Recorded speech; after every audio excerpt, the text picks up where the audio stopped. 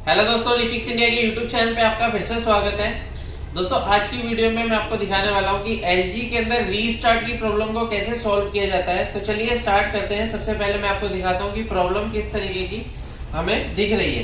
तो अभी जैसे कि मैं इसको देखो, मैं यहाँ पे पावर निकाल के दोबारा से पावर लगा के आपको दिखाता हूँ कि यहाँ पे जो ये एलजी का सेट है वो सेट ऑन होता है और रीस्टार्ट हो रहा है, यानी कि बंद होके दोबारा से ऑन हो जाता है। बस यही कंडीशन इसकी है। कई भाई सोचते हैं कि ये सॉफ्टवेयर से रिलेटेड दिक्कत होती है, कई बार शॉर्टिंग की वजह से भी ये दिक्कत होती है। तो अभी देखते हैं कि हमारे पास ये जो प्रॉब्लम है ये शॉर्टिंग की वजह से या सॉफ्टवेयर की वजह से या फिर कोई अदर प्रॉब्लम है।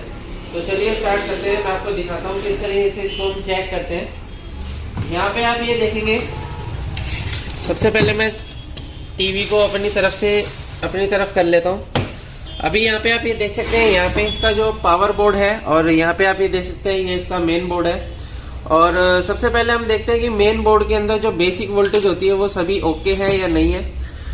क्योंकि अगर हमारे को सॉफ्टवेयर करना है तो सॉफ्टवेयर करने के लिए सबसे पहले आपकी बेसिक वोल्टेज ओके होनी चाहिए, तभी हम सॉफ्टवेयर करके ट्राई कर सकते हैं। तो अभी मैं मल्टीमीटर को यहाँ पे 20 वोल्ट की रेंज पे सेट कर लेता हूँ और हम यहाँ पे चेक करते हैं। सबसे पहले यहाँ पे आप ये देख सकते हैं, यहाँ से जो हमारे पावर बोर्ड से सप्लाई आ रही है वो 12 वोल्ट आ रही है और 3.3 और 24 वोल्ट की सप्लाई हमारे पावर बोर्ड से हमारे मेन बोर्ड के अंदर आ रही है। तो अभी दोस्तों देखिए कि हमारे पास जो ये प्रॉब्लम है वो किस वजह से है। यहाँ पे अगर हम देखते हैं तो सबसे पहले ये देखिए हमारा पावर बोर्ड का कनेक्टर है और पावर बोर्ड के कनेक्टर के अंदर जो वोल्टेज हमारे को मिल रहा है वो सबसे पहले यहाँ पे देखिए 12 वोल्ट की सप्लाई हमारी बिल्कुल फिक्स है। उसके बाद अगर हम देखते हैं तो यहाँ पे हमारे को 24 वोल्ट की सप्लाई हमारे को मिल रही है। तो मैं यहाँ पे आप इसको 200 वोल्ट की रेंज पे सेट कर लेता हूँ। तो यहाँ पे आप देख सकते हैं 24 वोल्ट बिल्कुल परफेक्ट है। और इसके बाद अगर हम देखेंगे तो यहाँ पे हमारा ये 3.3 वोल्ट की, यानी कि 3.3 3.5 के अराउंड ये वोल्टेज हमारा यहाँ पे मिलता है। तो अभी यानी कि हमारी जो पावर बोर्ड से जो सप्लाई है वो बिल्कुल परफेक्ट है, यानी कि पावर सप्लाई के अंदर कोई भी वोल्टेज फ्लक्चुएशन नहीं है, बिल्कुल परफेक्ट हमारा काम कर रही है। तो आगे अगर हम चेक करते हैं, सबसे पहले हमारी जो वोल्टेज बनती है वो इसके अंदर यहाँ पे आप ये देखेंगे वही जो 3.3 वोल्ट की सप्लाई है, ये 3.3 वोल्ट की सप्लाई हमारे को मिल रही है इस रेगुलेटर में। यानी कि आप यहाँ पे देख सकते हैं रेगुलेटर के अंदर जो इनपुट सप्लाई हो रही है वो सप्लाई है 3.3 वोल्ट और आउटपुट अगर हम देखेंगे तो 1.5 वोल्ट हमारा आउटपुट हो रहा है। ये जो वोल्टेज होता है दोस्तों ये हमारी रैम के लिए वोल्टेज होता है, जो कि माइक्रो प्रोसेसर के अंदर ही कंबाइंड है।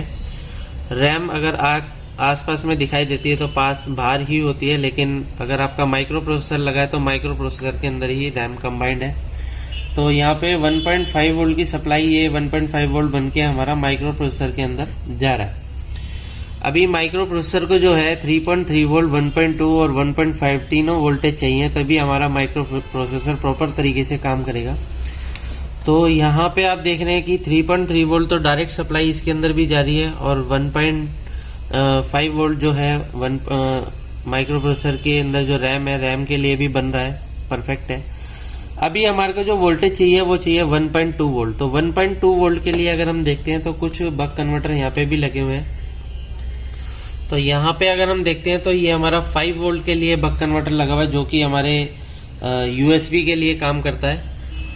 और यहाँ पे अगर हम देखते हैं तो एक और बक कन्वर्टर हमारा बचा जो कि 1.2 वोल्ट के लिए ये काम करेगा। तो यहाँ पे अगर हम देखेंगे तो इसकी आउटपुट वोल्टेज में हमारे को 1 वोल्ट के अराउंड वोल्टेज मिल रहा है। यहाँ पे आप ये देख सकते हैं 1 वोल्ट मुझे मिल रहा है। लेकिन दोस्तों यहाँ पे 1 वोल्ट की वजह से क्या हो रहा है कि ये देखिए सेट हमारा रीस्टार्ट हो रहा है 1 वोल्ट की वजह से। यानी कि हमारे को जो माइक्रो प्रोसेसर को वोल्टेज देना है वो 1.2 वोल्ट देना है, लेकिन यहाँ पे ओनली 1 वोल्टेज यहाँ पे हमारे को मिल रहा है। जैसे कि आप यहाँ पे देख रहे हैं अभी भी सेट यहाँ पे अगर आप देखेंगे तो मेरा रीस्टार्ट हो रहा है। ये देखिए ये ऑन हो गया है और ये फिर से बंद हो जाएगा। अभी यहाँ पे आप देखते रहिए, देखिए अभी ये सेट जो हमारा रीस्टार्ट हो रहा है, जो कि हमारा ये 1 वोल्ट की वजह से ये रीस्टार्ट हो रहा है। तो चलिए सबसे पहले हम यहाँ पे इसको 1.2 वोल्ट की सप्लाई देकर चेक करते हैं कि ये हमारा जो प्रॉब्लम है ये सोल्व होता है या नहीं होता। अगर ये सोल्व नहीं होता तो फिर हम आगे चेक करेंगे। तो अभी मैं यहाँ पे पावर इसकी निकाल देता हूँ। तो यहाँ पे आप ये देख सकते हैं मेरे पास एक अलग से ये बक कन्वर्टर है, और बक कन्वर्टर से मैं सप्लाई देकर चेक करता हूँ। ये बहुत बढ़िया मार्केट में ये मिलता है, जो कि हमारे एक तरीके से टूल की तरह ये काम करता है। तो मैं कई वीडियो में मैं आपको दिखा चुका हूँ कि हम इसको लगाकर काफ़ी जगह वोल्टेज चेक कर सकते हैं। तो अभी मेरे को 1.2 वोल्टेज अगर मैं इससे चेक करता हूँ तो यहाँ पे क्या है, आप देख सकते हैं यहाँ पे कई सारे जंपर लगे हुए हैं। तो जंपर जो है यहाँ पे आप देख सकते हैं 5 वोल्ट के लिए 3.3, 2.5, 1.8 और 1.5 सभी के लिए जंपर है। अगर आप कोई भी जंपर नहीं लगाएंगे तो 1.2 बाय डिफ़ॉल्ट ये आउटपुट करता है। तो चलिए अब हम सबसे पहले इस बक कन्वर्टर को लगाते हैं, और लगाने के बाद चेक करते हैं कि हमारे जो बोर्ड में क्या कंडीशन बनती है। तो यहाँ पे मैं सबसे पहले जो इसको इनपुट वोल्टेज दे रहा हूँ वो आप 3.3 वोल्ट या 5 वोल्ट भी दे सकते हैं। तो मैं यहाँ पे 12 वोल्ट की सप्लाई इसके अंदर इनपुट दे रहा हूँ। तो यहाँ पे आप ये 12 वोल्ट की यहाँ पे कोयल लगी हुई है, तो मैं कोयल से डायरेक्ट यहाँ पे वोल्टेज दे रहा हूँ। ये देखिए, ये मैंने कोयल पे जोड़ा। और दूसरी दोस्तों यहाँ पे क्या होता है, पिन इसकी ग्राउंड हमारे को करनी है। तो ग्राउंड करने के लिए हम कहीं से भी ग्राउंड ले सकते हैं, जैसे कि हमारा कैपेसिटर है तो कैपेसिटर से भी हम यहाँ पे ग्राउंड ले सकते हैं। तो कैपेसिटर के अगर हम नेगेटिव पॉइंट पर इसको जोड़ेंगे तो हमारे को नेगेटिव मिल जाएगा। तो ये देखिए, ये हमने इसको जोड़ दिया है। उसके बाद दोस्तों अगर हम चेक करते हैं कि हमारा 1.2 वोल्टेज की सप्लाई इसके अंदर बनती है या नहीं बनती है, तो हम इसके अंदर पावर लगा के सबसे पहले क्रॉस जरूर चेक करना है। क्योंकि जब भी आप पावर कोई भी अलग से वोल्टेज देते हैं तो उसको क्रॉस चेक करना है कि आपकी जो रिक्वायरमेंट वोल्टेज है वो बनती है या नहीं बनती। तो यहाँ पे आप ये देख रहे हैं, ये मैंने जो अपने मल्टीमीटर पे लगाया है, यानी कि 1.3 वोल्ट के अराउंड यहाँ पे वोल्टेज मिल रहा है मेरे को। तो ये भी अराउंड काम करेगा। तो हम क्या करते हैं, सबसे पहले इसके अंदर यहाँ पे जो इसका बक कन्वर्टर लगा हुआ है, सबसे पहले हम इसको रिमूव करेंगे। और इसको रिमूव करने के बाद दोस्तों फिर हम इसकी अलग से वोल्टेज यानी कि कोयल पर देकर चेक करेंगे कि क्या कंडीशन इसकी रहती है। तो मैं इसकी कोयल को रिमूव कर लेता हूँ। यहाँ पे आप देख रहे हैं, इसको हल्का सा पेस्ट लगा के हम इसको बाहर निकाल लेंगे। कई बार क्या होता है कि हमारा रेगुलेटर काम नहीं करता, या फिर रेगुलेटर प्रॉपर तरीके से काम नहीं करता, जिसकी वजह से ये प्रॉब्लम हमारे को देखने को मिलती है। तो अभी मैं एसएमडी से इसको निकाल लेता हूँ।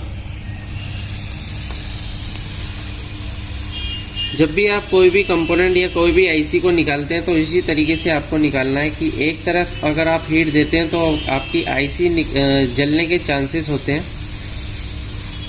तो आपको इस तरीके से फिनिशिंग से निकाल लेना है। ये देख सकते हैं आप, आईसी बिल्कुल परफेक्टली निकल ली है। और मैं इसको साइड में रख देता हूँ।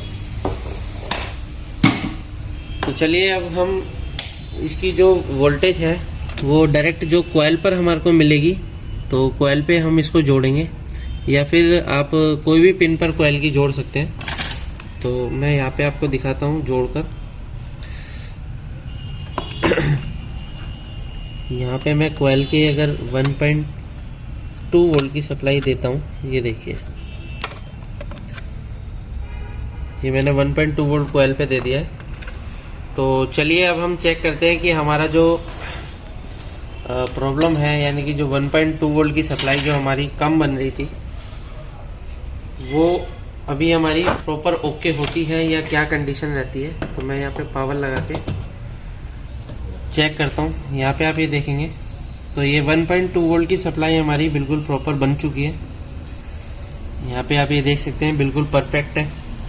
ये दोस्तों बिल्कुल मैं आपको लाइव दिखा रहा हूँ, ये बिल्कुल कोई भी इसके अंदर एडिटिंग नहीं है, ये बिल्कुल लाइव है। इसके अंदर मैं आपको बिल्कुल परफेक्टली दिखा रहा हूँ। अभी मेरा जो सेट है, पावर लगा के हम चेक करते हैं कि क्या कंडीशन है।